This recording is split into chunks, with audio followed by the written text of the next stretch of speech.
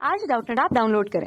Doubtnut पर अपने सभी गणित, रसायन विज्ञान, भौतिक विज्ञान और जीव विज्ञान के डाउट्स का करो सफाया। बस प्रश्न की फोटो खींचो, एक ही प्रश्न को क्रॉप करो और तुरंत वीडियो सोल्यूशन पाओ। अभी डाउनलोड करें। हेलो फ्रेंड, हमारा क्वेश्चन यहाँ पर कथन कह रहे हैं कई विशाल नदियाँ भूमध्य रेखा की ओर बहती है। ये नदियाँ अपने साथ जो तलछट ले जाती है, इसके कारण पृथ्वी का स्वयं की अक्ष के प्रति घूर्णनकाल बढ़ जाता है। कारण क्या है? यहाँ पर पृथ्वी का कोणीय संवेग इसकी घूर्णन अक्ष के सापेक्ष संरक्षित रहता है।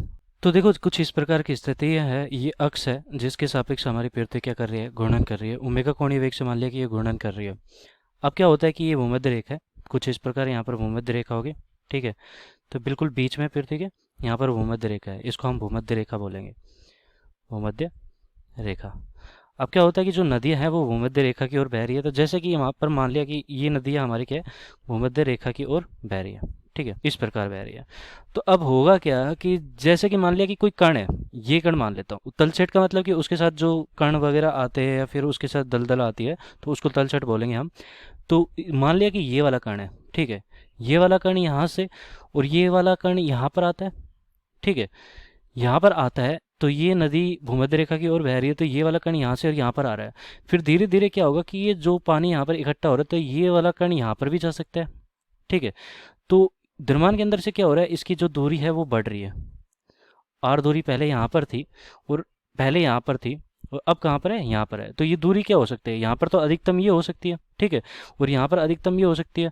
तो ये वाली जो दूरी है, अगर मैं इसका इस अक्ष के सापेक्ष अगर घूर्णन अक्ष के सापेक्ष अगर मैं इसकी दूरी लूँ, तो ये आर डैश हो जाएगी।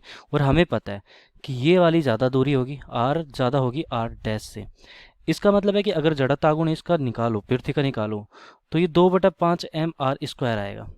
ठीक है, एम आर स्क्वायर मतलब कि यहाँ पर जो हमारे पास मान लिया कि इसका जो द्रव्यमान है, इस वाले कण की बात कर लेता हूँ, केवल और केवल इस वाले कण की। ठीक है, ये वाला जो कण है इसकी बात कर लेता हूँ।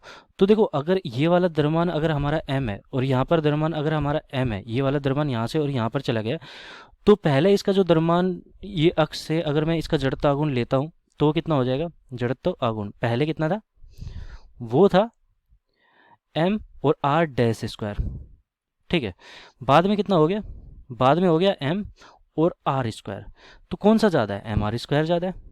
एम आर स्क्वायर ज़्यादा है एम आर डैश स्क्वायर से। ठीक है, तो M R square M R dash square से ज़्यादा है। इसका मतलब कि अब हमारा जड़ता गुण क्या हो गया? बढ़ गया।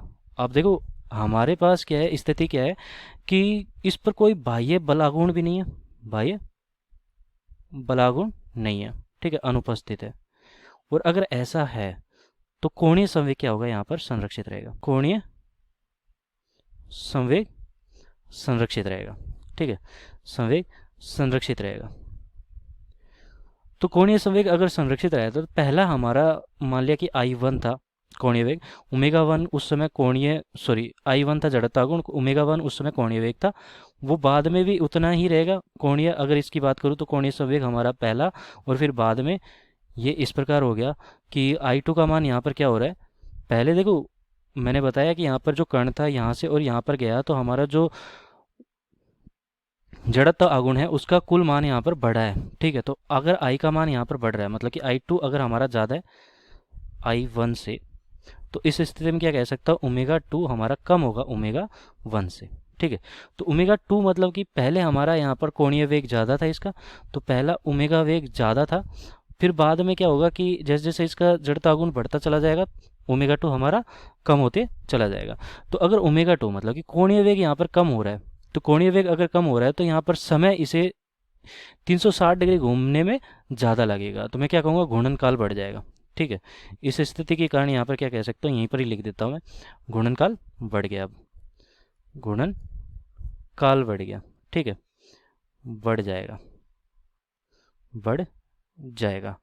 तो अब देख लेते हैं हमारे विकल्प कि पृथ्वी का कोणीय संवेग इसकी घूर्णन अक्ष के सापेक्ष संरक्षित रहता है। तो बात सही है, यहाँ पर कारण तो सही है। कथन क्या कह रहा है कि कई विशाल नदियां भूमध्य रेखा की ओर बहती है। ये नदियां अपने साथ जो तलछट लेकर जाती है, इसके कारण पृथ्वी का स्वयं की अक्ष के प्रति घूर्णनकाल बढ़ जाता है। तो ये बात भी सही है। और ये किस कारण बढ़ जाता है? क्योंकि यहाँ पर जो सापेक्ष संरक्षित रहता है, मतलब कि कोणीय संवेग जो है हमारा संरक्षित रहता है। इसी सिद्धांत का उपयोग किया है कथन को स्पष्ट करने के लिए। तो कथन और कारण यहाँ पर दोनों सही है और सही स्पष्टीकरण भी है। तो विकल्प ए सही हो जाता है। धन्यवाद। कक्षा 6वीं से 12वीं से लेकर नीट, IIT, JEE वो एडवांस के लेवल तक 1 करोड़ से ज्यादा छात्रों का भरोसा। आज ही डाउनलोड करें डाउटनेट ऐप या व्हाट्सएप करें अपने सारे डाउट्स 8400 400 400 पर।